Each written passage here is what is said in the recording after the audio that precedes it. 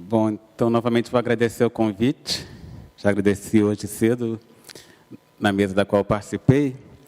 E um pequeno esclarecimento. No programa está um título diferente da minha apresentação.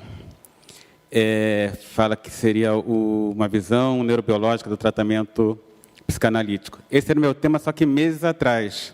Eu resolvi mudar, não foi ontem, mudei meses atrás, mas acho que não em tempo hábil de modificar o programa. Então, o que eu vou apresentar, na verdade, esse tema aqui, o diálogo entre a psicanálise e a neurociência, o que diz a filosofia da mente. Eu sou psiquiatra e psicanalista, membro de uma sociedade filiada à IPA, Sociedade Psicanalítica do Rio de Janeiro.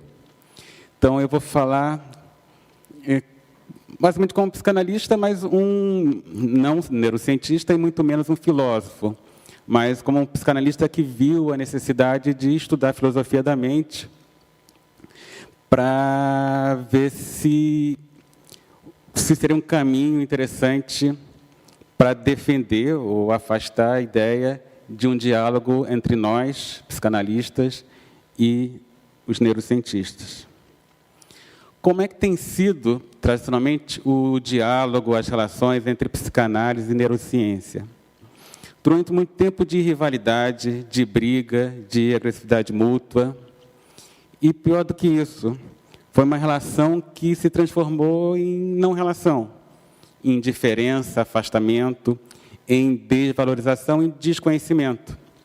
Para a maior parte dos psicanalistas, ainda hoje em dia, a neurociência seria algo totalmente irrelevante. E para a maior parte dos neurocientistas, a psicanálise seria algo também igualmente desnecessário e irrelevante. No entanto, psicanálise e neurociência já estiveram muito próximas na figura desse cidadão aqui, Sigmund Freud, que foi neurocientista, inclusive antes de ser médico. Durante a graduação em medicina, ele foi aluno do Ernst Bloch, do Theodor Meiner, importantes neurocientistas da época. Escreveu vários trabalhos neurocientíficos, inclusive uma monografia sobre afasia, só depois que ele foi criar a psicanálise. Ele pesquisava sistema nervoso central em guias, em laboratórios, na graduação de medicina ainda, e acabou que ele se formou num tempo excessivamente longo em medicina. Ele, na verdade, não queria se formar, ele queria continuar em laboratório, não queria nada com paciente, com clínica, mas ele estava apaixonado pela Marta, queria se casar com ela, era muito ciumenta, então ele tinha que se formar para começar a ganhar dinheiro e se casar com ela. Senão ele estaria até hoje exagero, dentro de laboratório e não teria visto paciente nenhum e não teria criado a psicanálise. E já foi citado aqui a descoberta do trabalho do Freud, o projeto para uma psicologia científica, que só foi publicado após a morte do Freud, que é um estudo que a gente pode chamar de neuropsicologia ou neurociência, que, de certa forma, antevê diversas descobertas da neurociência que viriam depois. Um trabalho que Freud acreditava ser muito especulativo e, provavelmente, por isso não quis publicar. E quando ele, na verdade, esse texto foi encontrado em meio a cartas que ele enviou para o ex e melhor amigo dele, o Fries. Depois eles brigaram, mas as cartas do Freud para o Fries ficaram com o Fries. Fries morreu e as cartas foram encontradas, inclusive o projeto, com a viúva do Fries. Quando a Marie Bonaparte, discípula do Freud, encontrou essas cartas, encontrou o projeto, o Freud implorou para ela que destruísse as cartas e o projeto. O que, graças a Deus, ela não fez. Hoje a gente tem a satisfação de ler o projeto, que inclusive foi escrito a lápis. E é um trabalho especulativo muito interessante do ponto de vista neurocientífico, numa época que a neurociência estava engatinhando. O neurônio acabava de ser descoberto, era uma coisa ainda controversa, descoberta entre 1888 e 1889, depois confirmado com os trabalhos do Valdai em 1891, e o projeto é de 1895. O Freud, no projeto, descreve o que ele chamou de barreiras de contato, que é uma descrição basicamente igual à do Sherrington para sinapse, que inclusive ele levou o Sherrington a ganhar o Nobel, uma descoberta que ele fez em 1897. Freud, sem nunca ter visto um neurônio, sem nunca ter visto... neurônio, provavelmente sim, mas sem ter identificado sinapses, sem ter visto uma sinapse, ele intuiu que existiria algo como uma sinapse, mas que ele deu o nome de barreira de contato. Num trabalho mais ou menos recente, já de 2004, pesquisadores da Itália mostram que, no projeto, o Freud já antevia a descrição do que depois foi chamado de potenciação ou potencialização de longo prazo, um mecanismo fundamental para a formação de memórias de longo prazo. Fora o fato que, no projeto, quase toda a teoria psicanalítica já estava presente. O primeiro trabalho mais teórico do Freud, considerado inaugural da teoria psicanalítica, foi a interpretação dos sonhos, de 1900. Mas, em 1895, no projeto, grande parte daquela teoria já estava presente. Com algumas mudanças de nome, no projeto, Freud chamava de energia nervosa, na interpretação dos sonhos, energia psíquica. Mas quase toda a psicanálise, sem exagero, pelo menos a psicanálise freudiana, estava presente no projeto. Mais recentemente, a gente vê movimentos de uma reaproximação entre neurociência e psicanálise, com a criação de uma sociedade internacional de neuropsicanálise, que publica uma revista, Neuropsychoanalysis, voltada para esse tema, publicação de livros, inclusive esse do Mark Solms, que eu acho que ainda é presidente da Sociedade Internacional, é o único, acho que já houve, ele com a esposa dele. E, inclusive, no Brasil, como autores que se interessam e publicam a respeito, como Vitor Manuel Andrade, meu colega da Sociedade Psicanalítica do Rio de Janeiro, que publicou esse livro, já tem alguns anos, um diálogo entre a psicanálise e a neurociência.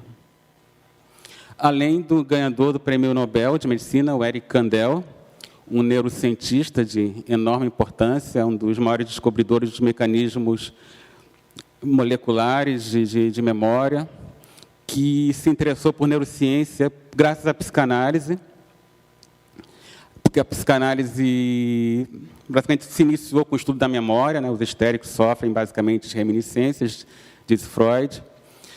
O Eric Kandel namorou com a filha de um casal de discípulos diretos do Freud, queria fazer formação analítica, mas a vida o levou a trabalhar em laboratório.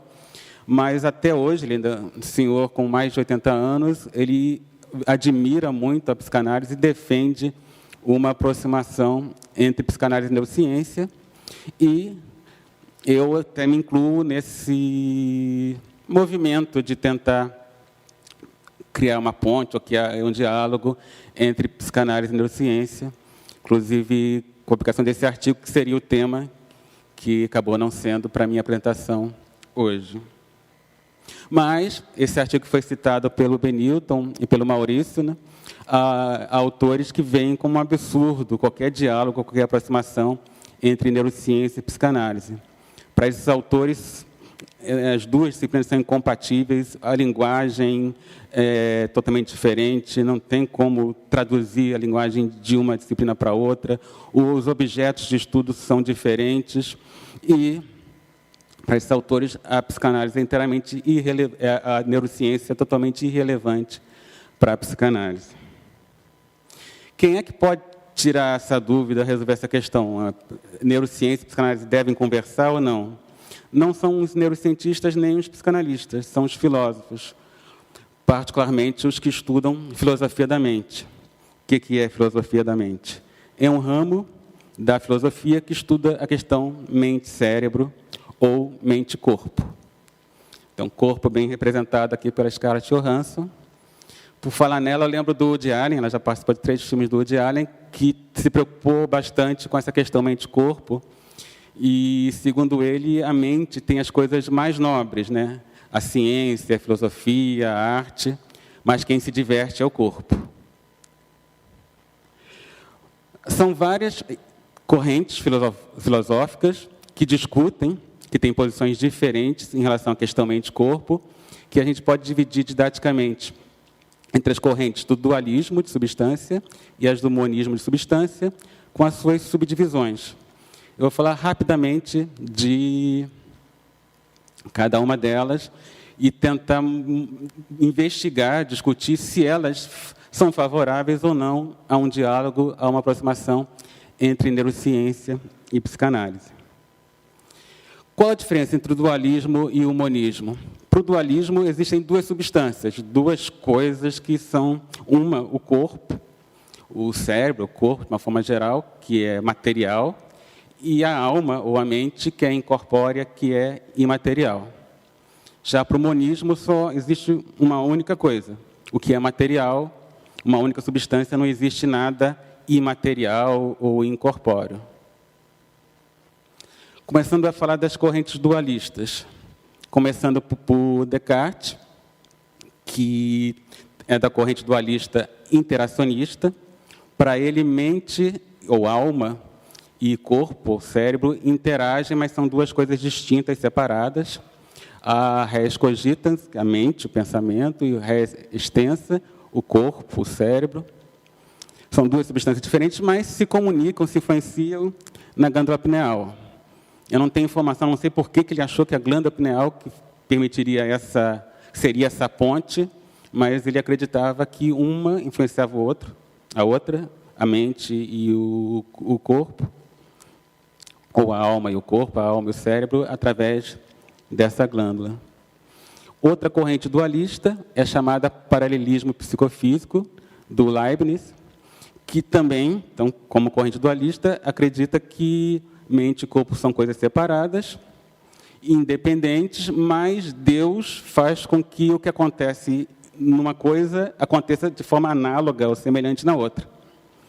Então, não há uma divergência entre corpo e mente, elas não são incoerentes, mas são separadas, mas essa coerência é garantida por Deus. E dentro ainda do dualismo, o epifenomenalismo. A ideia que a mente, os estados mentais, são um efeito colateral, são um epifenômeno do funcionamento cerebral. Ou seja, nesse sentido, a mente é um subproduto do funcionamento do cérebro e não tem nenhuma eficácia causal, ou seja, a mente não influencia o cérebro é que produz a mente.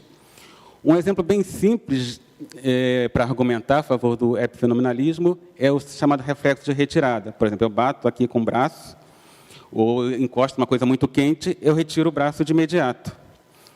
Isso é automático, um reflexo a nível medular. Em nenhum momento eu tomei a decisão consciente. Está muito quente aqui, então eu vou retirar meu braço para não sentir dor, para não me queimar. Não. Quando eu penso no assunto, eu já realizei o movimento, a retirada do meu braço. Corroborando essa corrente filosófica, tem os estudos do Libet em indivíduos submetidos à neurocirurgia, com eletroencefalografia profunda. Ele viu o seguinte, ele pedia para o paciente, como o cérebro é indolor, você pode fazer a neurocirurgia com o indivíduo acordado, conversar com ele, dar ordens para ele. Aí você pedia para ele, para mexer o dedo, quando você quiser. Nesse momento que tinha o movimento. O indivíduo decidia mover o braço, aquele dedo, milissegundos antes. Mas ele detectou que cerca de 200 milissegundos antes de realização, o indivíduo tomava a decisão, mexer o dedo. Mas 350 milissegundos antes, ou 550 milissegundos antes da ação, você encontrava no potenciais de prontidão. Já havia uma descarga elétrica que era anterior à decisão consciente do indivíduo de mover o dedo. Qual foi a conclusão dele? O cérebro que decidiu mover o dedo, posteriormente, comunica a mente e, posteriormente, vem em movimento. A mente é iludida acreditando que tomou a decisão, mas quem decidiu foi o cérebro. Críticas ao dualismo. É uma posição que não é defendida hoje em dia por quase ninguém.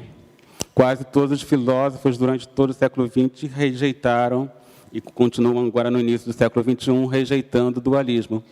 porque é algo considerado simplesmente não científico, muito mais ligado às religiões.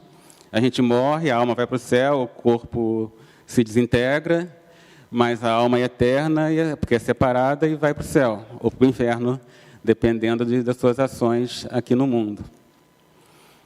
Outras críticas ao dualismo: não há nenhuma definição razoável do que seja imaterial.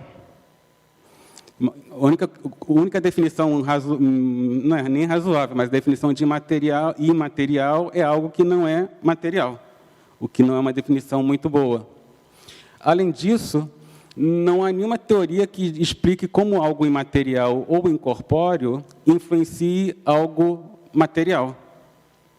Tá, pode até existir alma, algo imaterial, assim, mas como algo imaterial vai modificar o corpo, o cérebro, o material?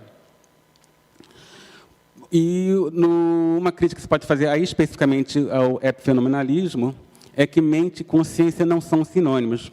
Quer dizer, o indivíduo não tem consciência que tomou aquela decisão, mas não significa que não foi a mente que tomou a decisão, mas uma mente inconsciente.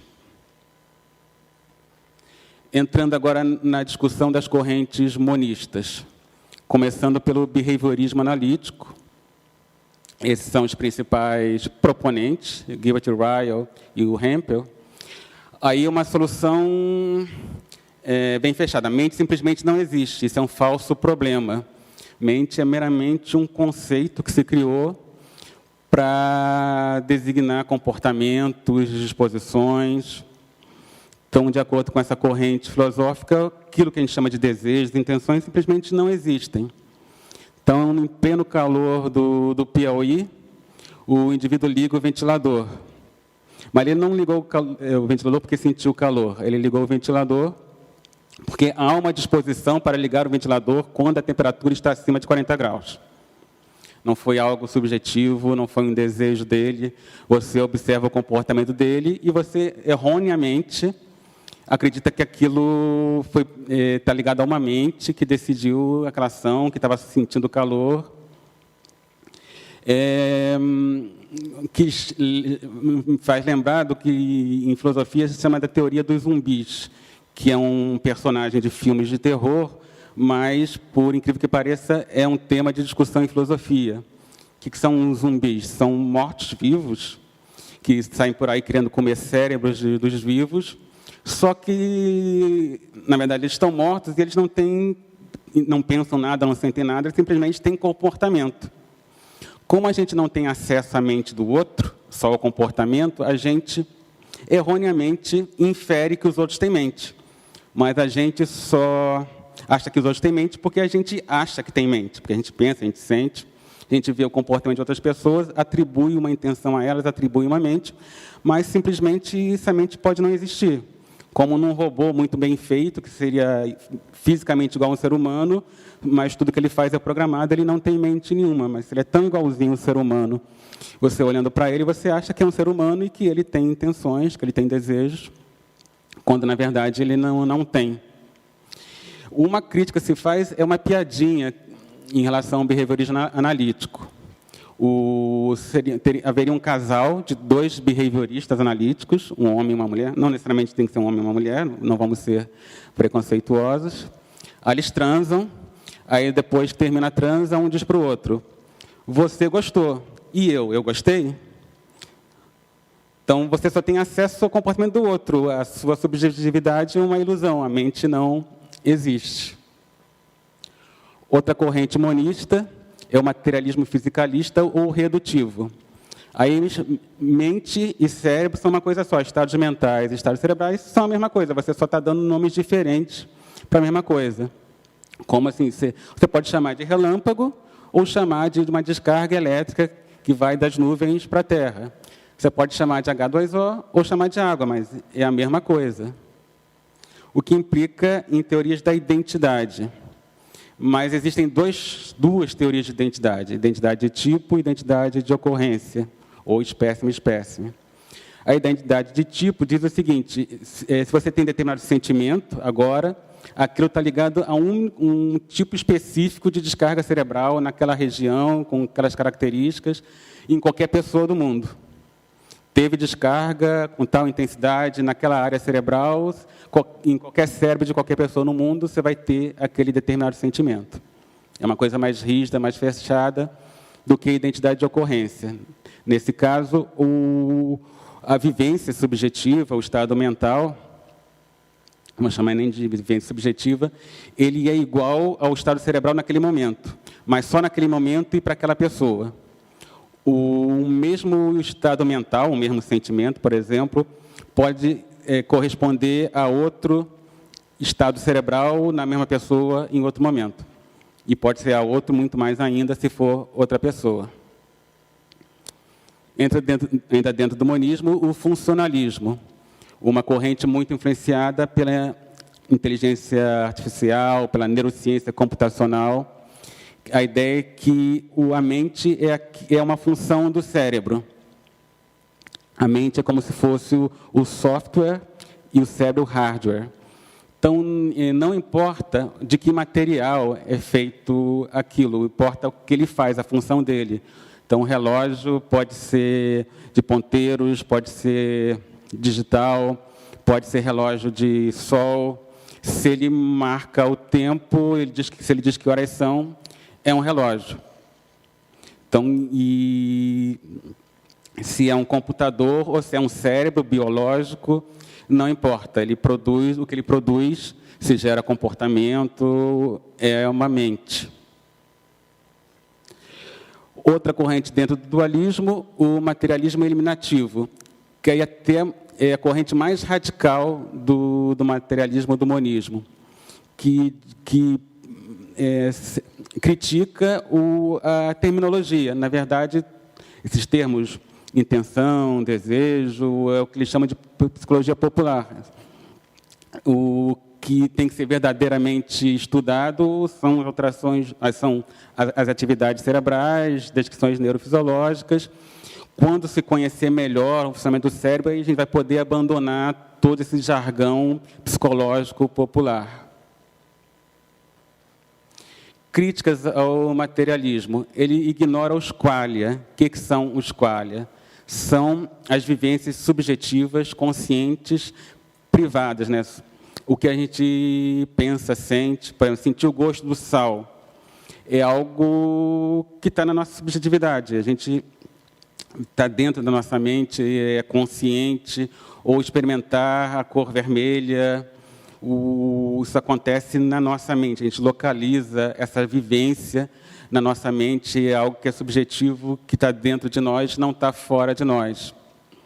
E nenhuma das correntes filosóficas que eu citei explica essas vivências internas e subjetivas, não explica os qualia. Uma crítica a isso, especialmente ao funcionalismo, é feito pelo Searle, que cria o problema do quarto chinês, que poderia ser um computador.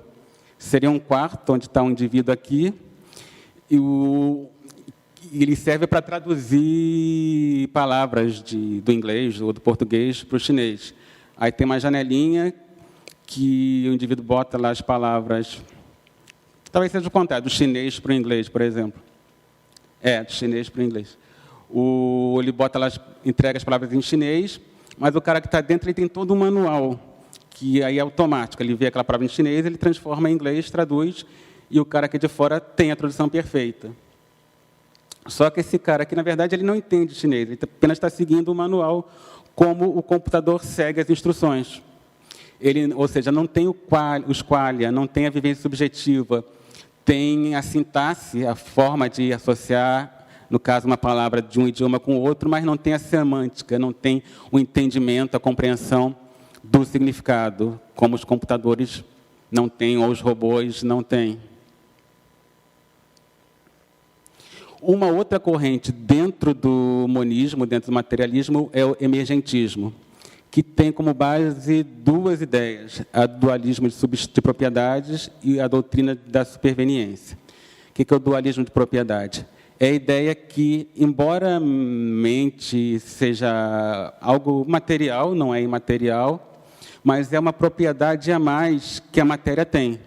Assim como a mente, como o corpo, como a matéria tem massa, volume, cor, etc., pode ter também mente. A mente seria uma propriedade a mais da matéria, ligada especialmente ao corpo, a algo biológico, a um corpo que tem um cérebro. Mas continuaria havendo uma única substância. Tudo é material e a mente não é imaterial, é meramente uma propriedade do cérebro. E a doutrina da superveniência. Acho que foi o Maurício que apresentou, né, mais cedo. Foi você, né, Maurício? Das disciplinas que estudam, as disciplinas científicas, e os elementos que ocorrem no mundo, mas que tem uma hierarquia. Por exemplo, a física estuda os átomos, as partículas elementares, no nível superior, a química, que estuda as moléculas, mais para cima, a biologia, que estuda os seres vivos, as células, a psicologia, que estuda as mentes, e a sociologia, que estuda grupos sociais.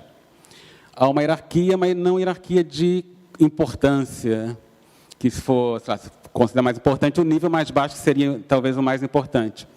Mas seria nível de complexidade.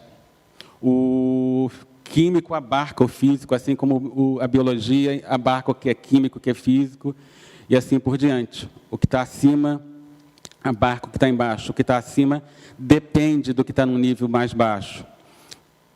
Ou seja, você não pode ter nenhuma teoria biológica, nenhum fenômeno biológico que seja contra as leis da física.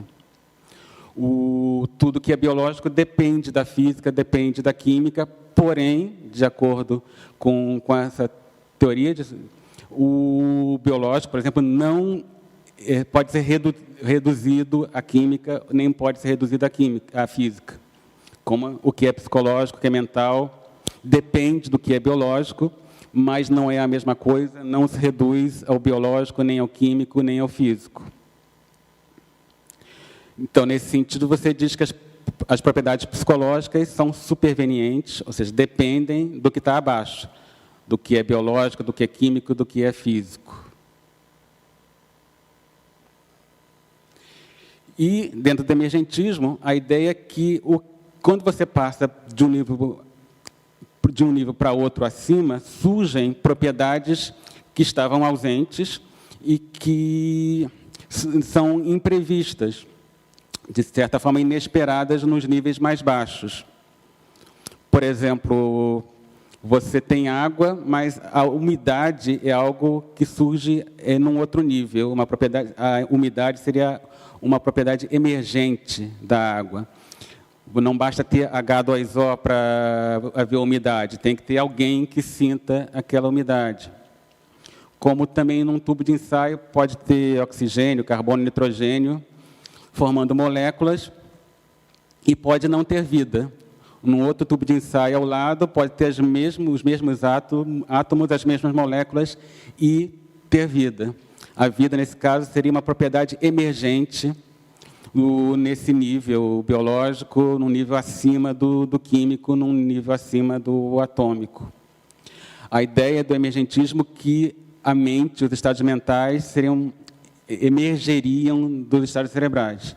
A mente depende do cérebro, depende do biológico, depende do físico, mas é algo a mais que, se você olhar só para o cérebro, você não consegue ver a mente, não consegue entender a mente. Tem que surgir algo novo, que é uma propriedade emergente, para se gerar mente. Então, concluindo, até com uma antecedência, que ia ser bom, porque a última palestra ninguém está aguentando mais, todo mundo cansado, muita gente tendo que pegar avião daqui a pouco, não eu que vou pegar amanhã de manhã. As correntes dualistas, elas de nenhuma maneira são favoráveis a um diálogo entre neurociência e psicanálise. Em primeiro lugar, porque são contraditórias em relação à ciência em si, porque defendem a ideia que existe algo imaterial, o que não se apoia na ciência. O iteracionismo e o paralelismo psicofísico são correntes que não dão nenhuma importância para o cérebro, porque se são independentemente cérebro, você não precisa conhecer o cérebro, basta conhecer a mente, porque ou interage com o outro, ou são independentes, mas Deus garante que eles vão ser, de alguma forma, coerentes. Na prática, a gente vê grande parte dos psicanalistas, mesmo não tendo consciência disso, pensando, raciocinando, escrevendo, falando, como se tivessem essa visão dualista. Como naquele artigo citado pelo Benilton, pelo Maurício, o cérebro não tem importância nenhuma. A gente, conhecendo a mente, conhece tudo e pronto, isso basta. O epifenomenalismo é um pouquinho diferente das outras correntes dualistas, mas ele ignora as vivências subjetivas, ignora os qualia, ou seja, ignora o que é fundamental na psicanálise. Então, de nenhuma maneira, o epifenomenalismo vai ser útil num diálogo, ou vai defender esse diálogo, vai favorecer esse diálogo entre neurociência e psicanálise. A maioria das correntes monistas também, de nenhuma maneira, favorecem o diálogo entre psicanálise e neurociência. Tanto o behaviorismo analítico, o materialismo redutivo, o funcionalismo e o materialismo eliminativo, assim como o epifenomenalismo, ignoram os qualia, então não tem espaço para a psicanálise aí. Na prática, a gente também observa que grande parte dos neurocientistas e psiquiatras, vamos chamar de psiquiatras biológicos, organicistas, adotam no seu comportamento, na sua clínica, na sua prática, no seu discurso, um materialismo redutivo, mesmo que eles não saibam que estejam fazendo isso, porque, em geral, os psicanalistas, os neurocientistas, os psiquiatras, os psicólogos, as pessoas que trabalham com o mental ou com o cérebro não estudam filosofia da mente. E até recentemente eu também não estudava filosofia da mente, mas para mim ficou tão evidente que era importante estudar para eu me posicionar, eu como psicanalista e achando que neurociência era uma coisa importante até para entender melhor a psicanálise, para fundamentar a minha prática e para poder influenciar a neurociência com a psicanálise num caminho inverso. Eu me vi com essa necessidade de conhecer um pouquinho para poder falar, porque, na prática, todo mundo adota uma posição da filosofia da mente nessa questão, mesmo que não saiba, mesmo que nunca tenha estudado, mas cada um, de alguma forma, tem uma concepção sobre a questão mente-corpo, e sem teoria nenhuma, sem ter estudado nada, o indivíduo trabalha, fala, se comporta de acordo com essa posição. Por outro lado, o emergentismo permitiria um diálogo entre neurociência e psicanálise, porque ele valoriza tanto o corpo e o cérebro como a mente, sem negligenciar nenhum dos dois. É um materialismo não redutivo, diferentemente das outras formas de monismo. Mas também, diferentemente do dualismo, ele não considera a mente como algo separado do corpo, como algo imaterial. Portanto, ele não tem essa falha do ponto de vista científico como as visões dualistas têm. Então, termino deixando um e-mail, mas a gente vai ter ainda um tempinho para discussão. Obrigado.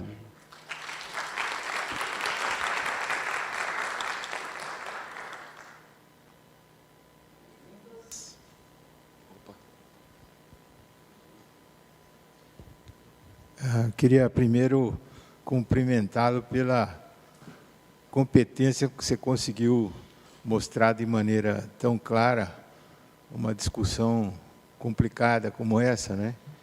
E apenas levantar uma pequena questão que eu não sei se você estava aqui na abertura, que eu projetei aquela figurinha do indivíduo que sentia dor, tinha a descrição da dor e as alterações da neuroimagem funcional. E ali estava nem materialismo, nem dualismo de substância, né? Nem Descartes, nem materialismo. E esse autor, eu acho que ele é compartilhado, é o Donald Price, né? Por vários neurocientistas que admitem esse diálogo, né?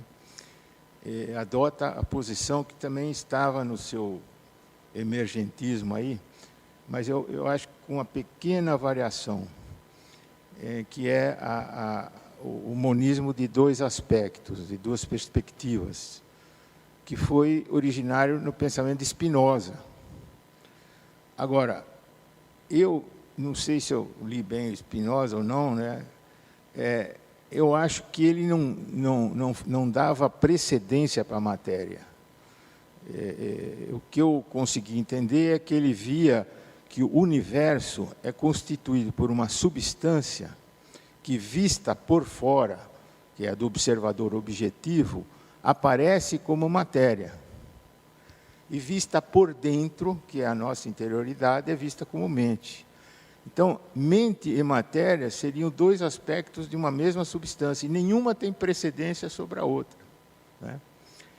A outra questão que eu queria dizer é o seguinte: nós temos muita complicação para, né, ver, explicar a mente a partir da matéria. E por que tem a matéria?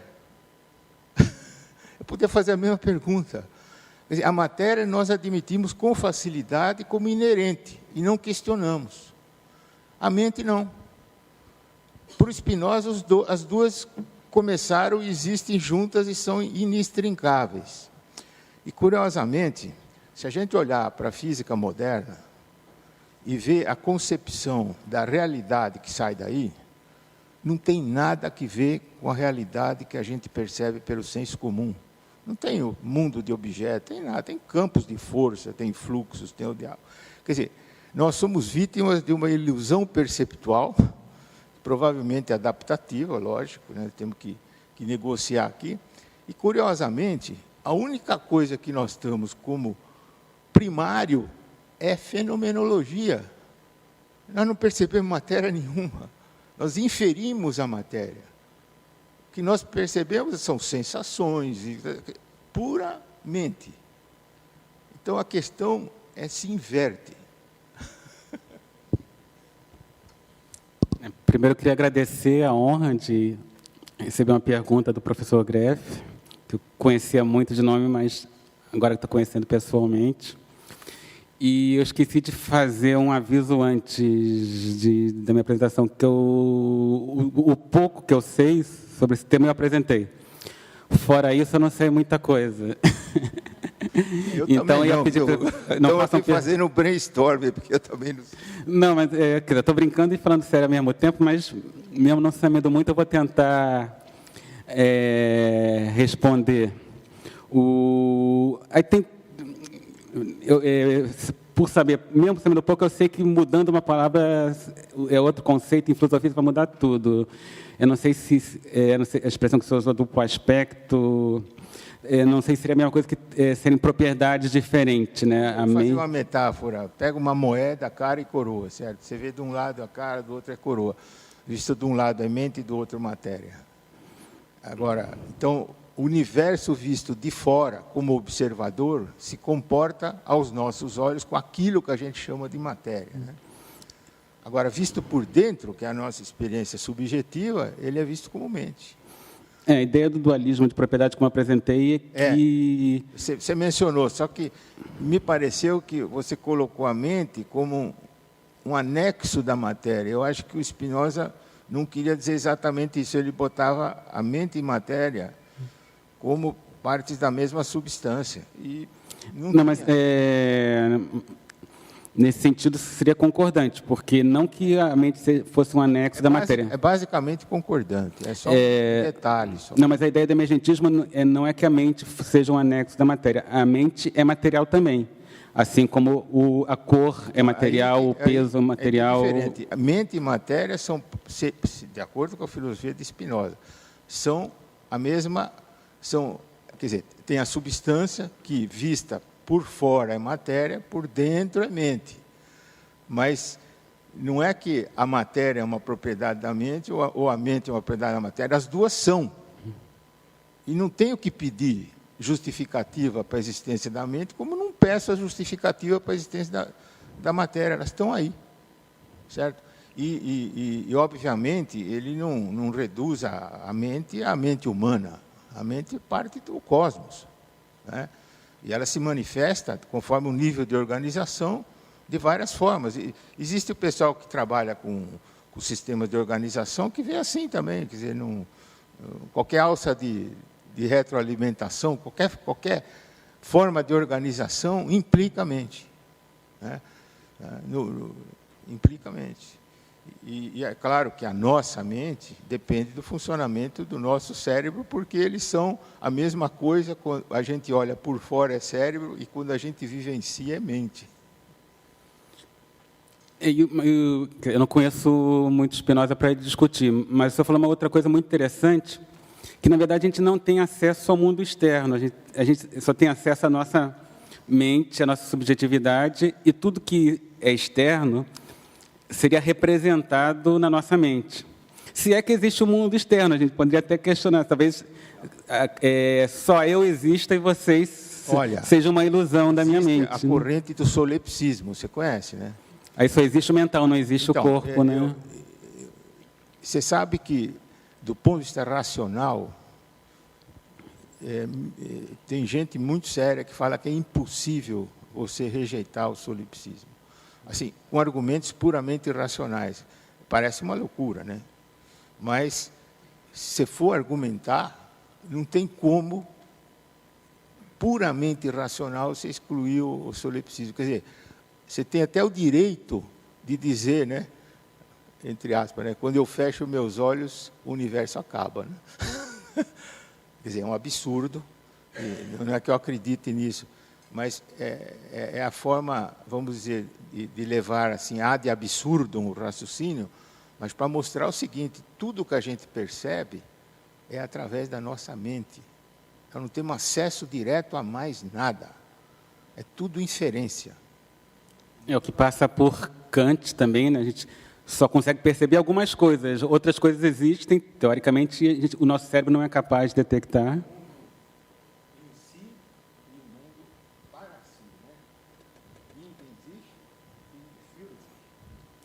E uma outra possibilidade também, vamos continuar falando maluquice. Filosofia e maluquice não tem muita diferença, pelo menos para mim, de fora das duas coisas, espero.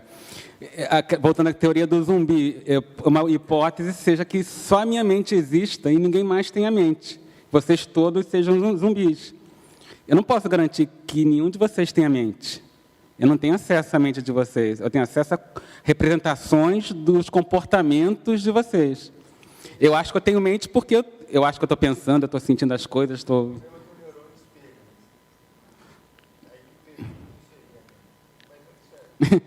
né? E uma última coisa que você falou, da matéria. Mas existe também toda uma questão em ciência, como a matéria surgiu, até você tem a ideia que nem sempre existiu matéria. E, em termos conceituais, o conceito de mente é recente. Eu não vou saber detalhar historicamente isso, mas o conceito de alma é anterior à mente, e mente é uma coisa recente, e dentro da filosofia é um conceito contestado.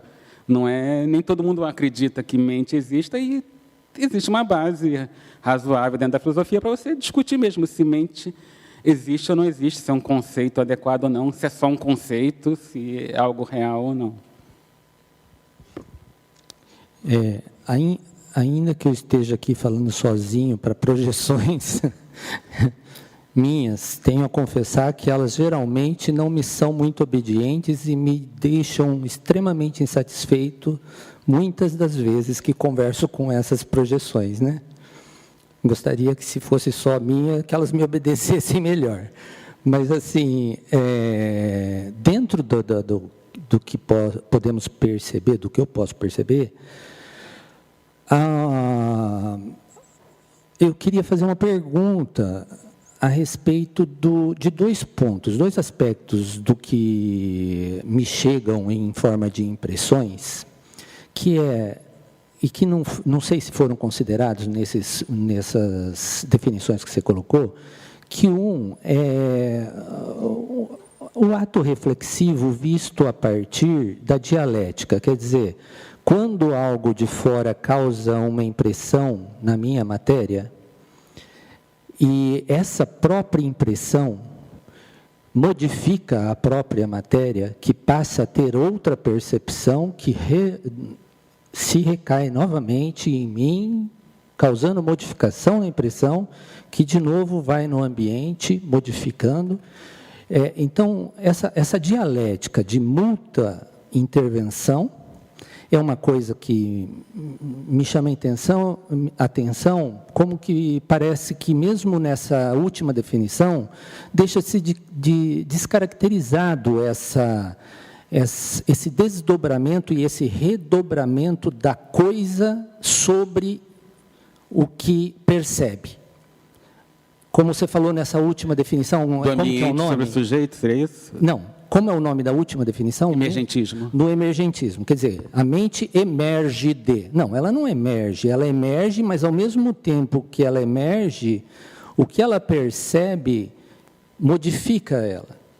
E, ao modificá-la, ela percebe diferente. Isso é uma questão. E a segunda é que muitas ideias no campo da representação, na evolução darwiniana e no que a gente pode observar de crianças e animais, há preconcepções imagéticas, representacionais, e não devem estar marcadas na física e transmitidas geneticamente. Por exemplo, uma criança sobre um vidro, um bebê sobre um vidro que rejeita uma queda, né?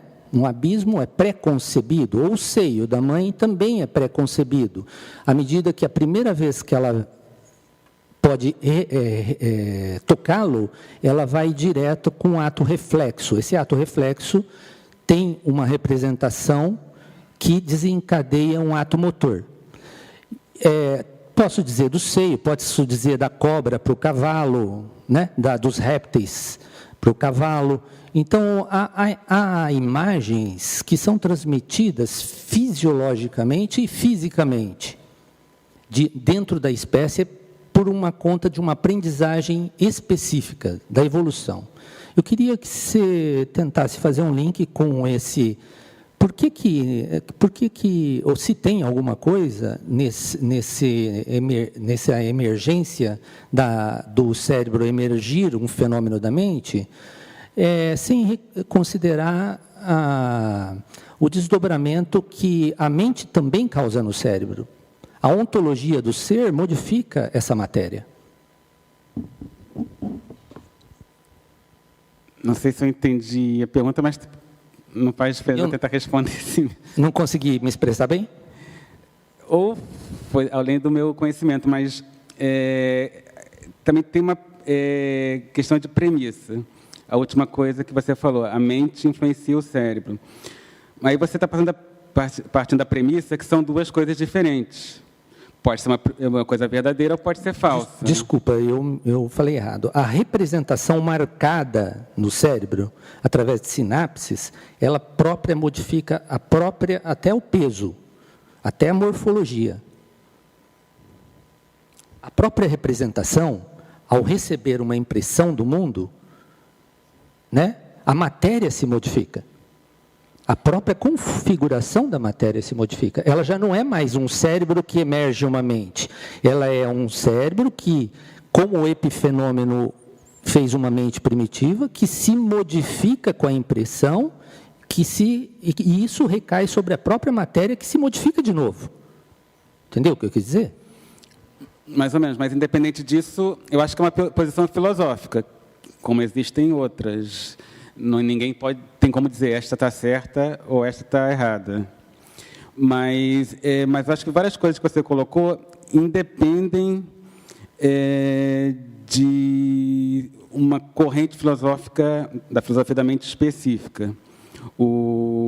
Claro que você pode modificar um pouquinho a explicação em função da corrente filosófica, mas tem coisas gerais. Partindo da premissa que o cérebro realmente é importante para o que a gente sente, faz, o comportamento, o ambiente o tempo todo modifica estruturalmente, anatomicamente o cérebro.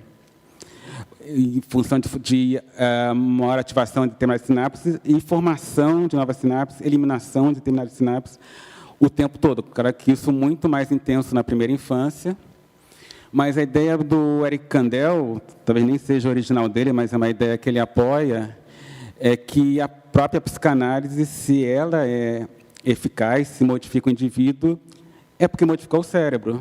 Se não modificou o quê? Se não modificou a estrutura cerebral, modificou que estrutura de quê? Aí a questão da relação entre mente e cérebro é outra história, mas a ideia é que a psicoterapia, como qualquer outra forma de tratamento, se ela for eficaz, é porque, de alguma forma, modificou o cérebro, de uma forma que ainda os métodos de neuroimagem não são capazes de detectar. Mas o fato de eles não serem capazes de detectar não quer dizer que não aconteça. Mas, na verdade, assim, o nosso diálogo agora modificou o meu cérebro e modificou o seu. Claro, de uma forma sutil, nenhum exame vai mostrar isso, mas é o tempo todo o nosso cérebro está se modificando, é a plasticidade cerebral. Mas aí a relação disso com a mente, aí vai entrar na filosofia. Só posso falar um negocinho? Me lembrou uma historinha do Roger Sperry. Você lembra do Roger Sperry, o cara do Split Brain? Uma vez perguntaram para ele se ele acreditava em telecinesia, para a psicologia, né? Ele falou, acredito, porque a todo momento a mente está movendo a matéria no meu cérebro.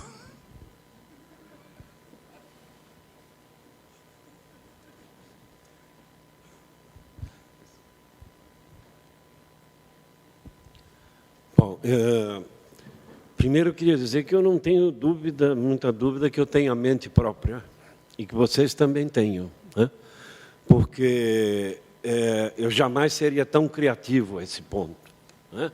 De ficar criando tantas projeções e tantas projeções inteligentes, que são até muito mais inteligentes do que eu. Então, eu devo ter uma mente própria, vocês também, né? Quer dizer, então, somos indivíduos todos aqui representados. Eu queria fazer 2 comentários, falando aqui no final, já que eu comecei, né? Eu e o Milton começamos essa... foi uma jornada extraordinária e com conceitos extremamente novos e que vamos juntando, né?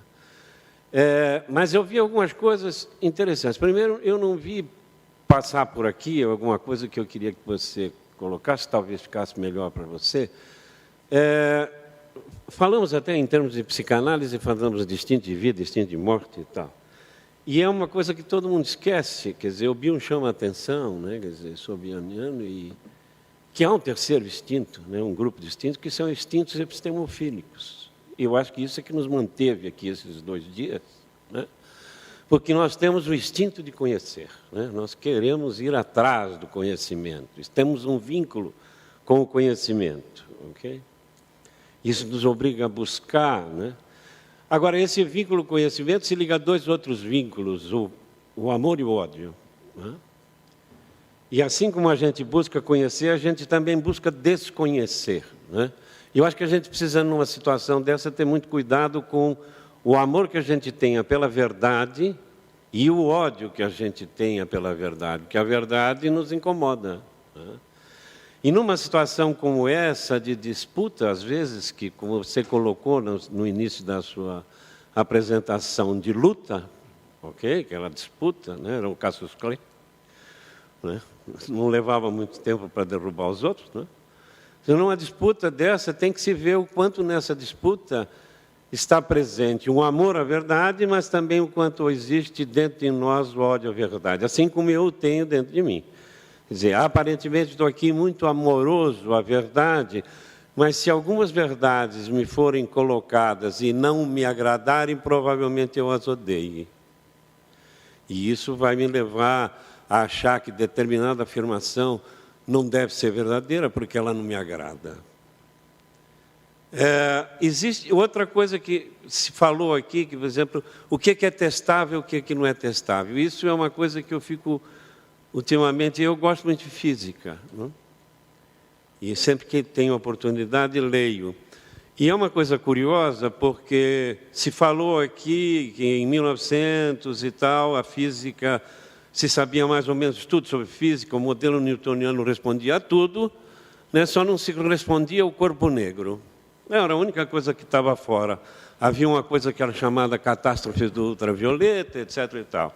Aí vem o Max Planck e diz assim, olha, esse único problema se resolve quantizando a matéria. E aí foi um desastre, né? Um desastre porque não se conheceu mais nada. Se conheceu para pequenas velocidades e grandes objetos. Quando se vai para a submatéria em pequenos objetos e grandes velocidades, não se conhece mais nada. Veio a mecânica quântica e se caiu o quê? Num princípio de incerteza. Se você olha uma coisa, você não vê a outra. Em última instância, é isto. E o curioso é que isso foi indo, e hoje chegou-se a alguma coisa que chama-se teoria das cordas. Não importa muito, isso não é um congresso de física, ok? Mas saber o seguinte, que estamos numa pequenez no estudo da matéria, a chamada matéria, ou suposta matéria, né? Que é de tão diminuto, que não se pode conhecê-la. Por quê? Para se conhecer uma partícula, nós precisamos criar um raio de energia de tal monta e com tanta pequena frequência que permita que aquela partícula caia numa onda dessa frequência. Ora, se ela é muito pequena, eu preciso de um comprimento de onda muito pequeno, e um comprimento de onda muito pequeno requer extrema energia. Para que eu veja uma onda, eu precisava de uma energia tal que é o do tamanho do universo. Então, eu nunca vou ver uma onda. Ok? A física sabe disso. E convive muito bem com isso. Ok? Eles convivem muito bem, os quantistas vivem muito bem com os princípios de incerteza e com o fato de saber que algumas das teorias, e para onde eles foram? Eles colocaram alguns critérios que eu comecei dizendo no começo. O critério de beleza e o critério de simplicidade e o critério de intuição.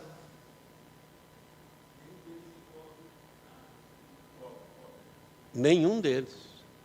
Quer dizer, e é assim que eles trabalham e vão muito bem, obrigado.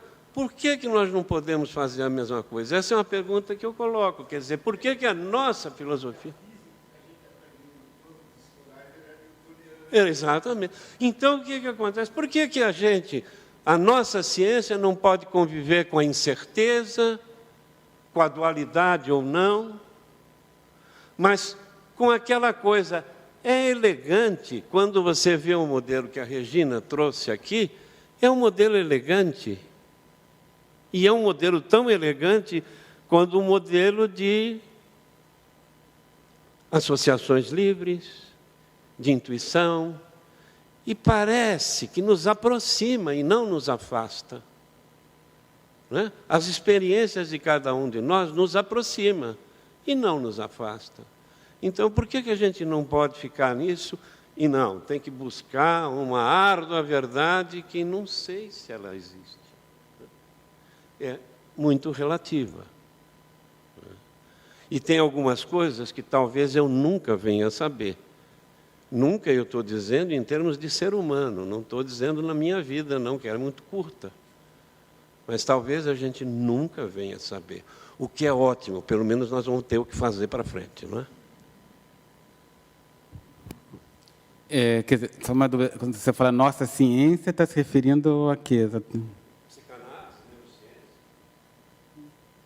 Que eu tinha entendido que era só a psicanálise. Não.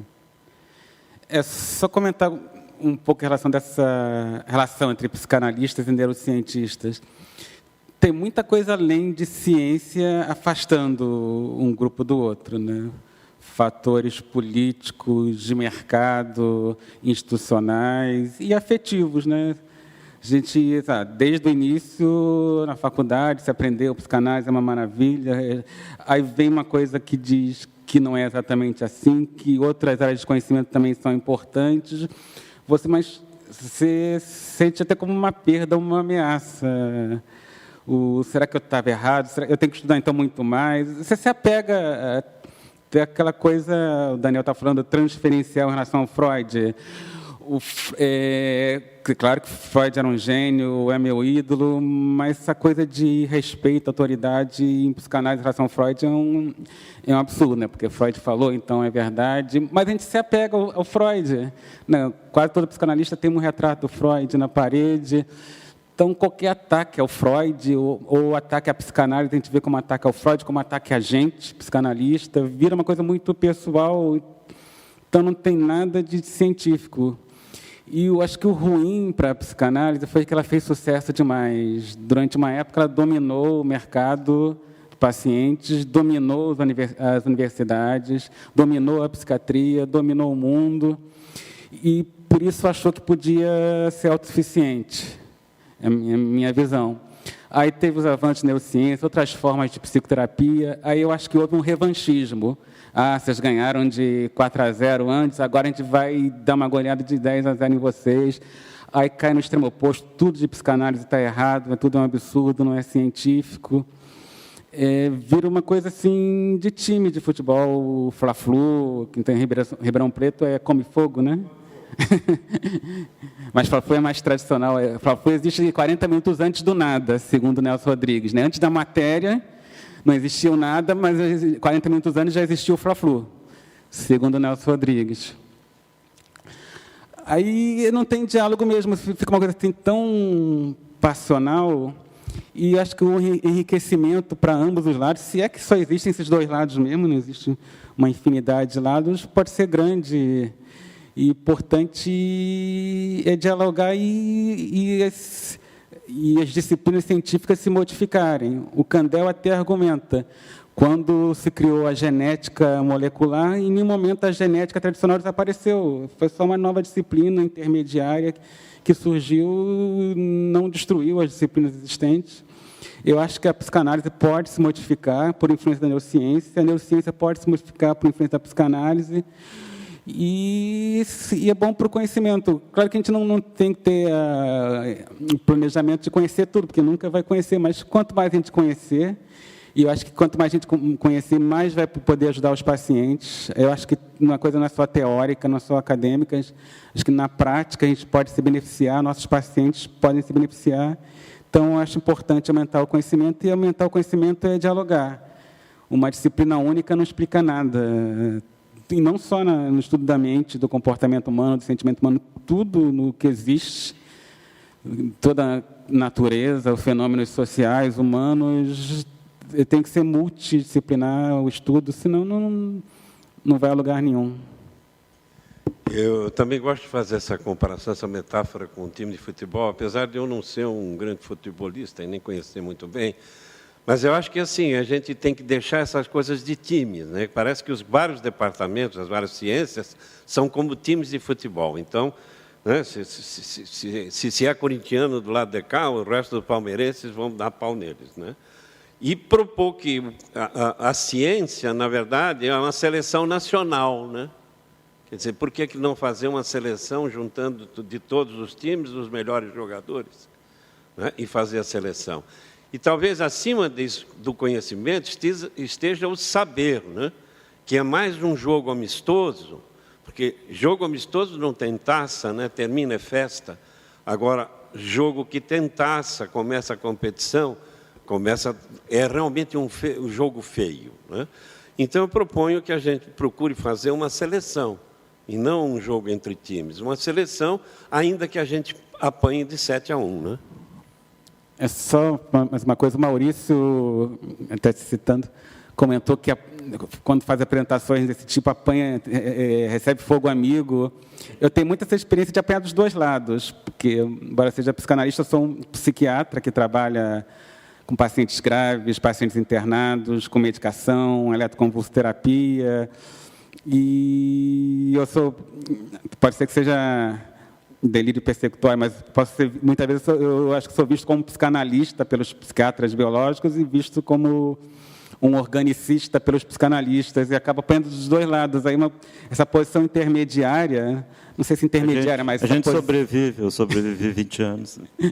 Mas é desagradável apanhar, melhor a gente aprender com carinho, né? Bom, eu vou ser breve, embora quisesse me alongar muito, porque eu sou apaixonado por esse tema da filosofia da mente, acho importantíssimo e acho que vai ficar como uma sugestão, talvez, para desenvolver mais, porque merece, e tem muito para se falar, né? Então, eu só queria deixar algumas menções, assim, né? Uma delas, eu acho que os Churchlands estão mais no monismo de duplo aspecto do que no redutivo e não ignoram os qualia. É um protesto que eu faço, não, mas que não vou desenvolver por quê. Outra coisa, o argumento do quarto chinês tem uma falha grave. Ele é praticamente o mesmo argumento dos zumbis, e ele tem uma falha grave que foi apontada assim, nele, que eu também vou deixar no ar. Não, fiquei curioso agora.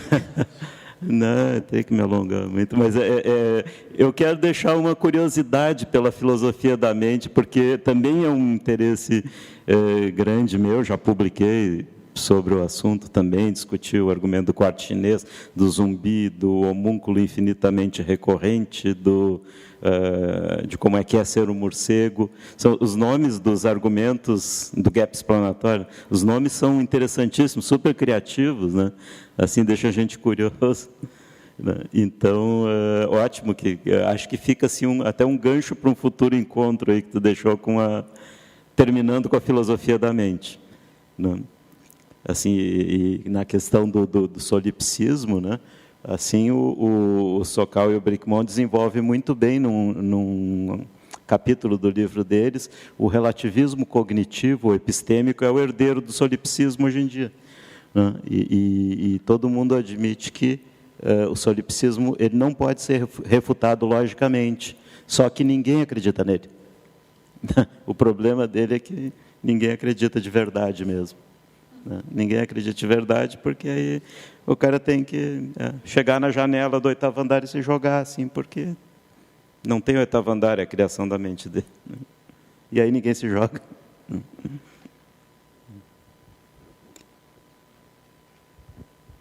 Doutor Maurício, o senhor está convidado para a próxima conferência já, de antemão. Bem, alguma pergunta a mais?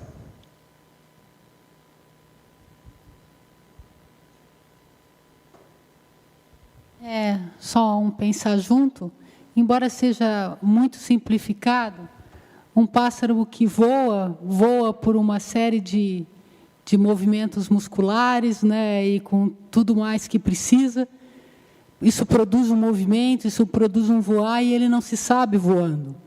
Mas se ele se soubesse voando, não mudaria o fato de que o movimento existe, que ele está voando e que essas musculaturas estão sendo movimentadas numa certa frequência, numa certa velocidade. A nós foi nos dado, né, algo, não simplificando também, mas uma metacognição, um se saber quase sabendo, né, e no espaço e no tempo, e a gente talvez esteja tentando, falando de espaço e tempo, falando de um se saber, querendo chamar de espaço e tempo, que produz uma terceira coisa, de uma mesma coisa. É espaço e tempo, né? Pegando as colocações do Alcides, vai se depender do observador, vai se depender de momento, de quem pensa. Então, assim, eu quase acho que isso é uma solução impossível. Né? Tentar nós, ao se saber, só isso. Que é o desafio da visão de primeira pessoa subjetiva e a visão objetiva de terceira pessoa, que são aparentemente não compatíveis. Só a última coisa, você já vai terminar. Acho que se o passarinho se soubesse voando, ele não ia voar direito. Porque a consciência atrapalha muito, né? É claro que ajuda muito o ser humano, a nossa espécie sobreviveu graças ao desenvolvimento da consciência, entre outras coisas. Mas também a gente só adoece mentalmente porque tem a consciência muito desenvolvida. A gente sofre, sabe que vai morrer, fica preocupado se o jogador do seu time de futebol está machucado, se vai jogar, se não vai jogar, se a namorada vai chegar atrasada ou não no encontro. Então, a consciência é importante, mas também atrapalha muito a vida da gente, né? Alguém tem mais alguma consideração, uma pergunta? Bem, então, gostaria de agradecer a doutora Elie Cheniot pela palestra e a vocês pela participação durante a palestra.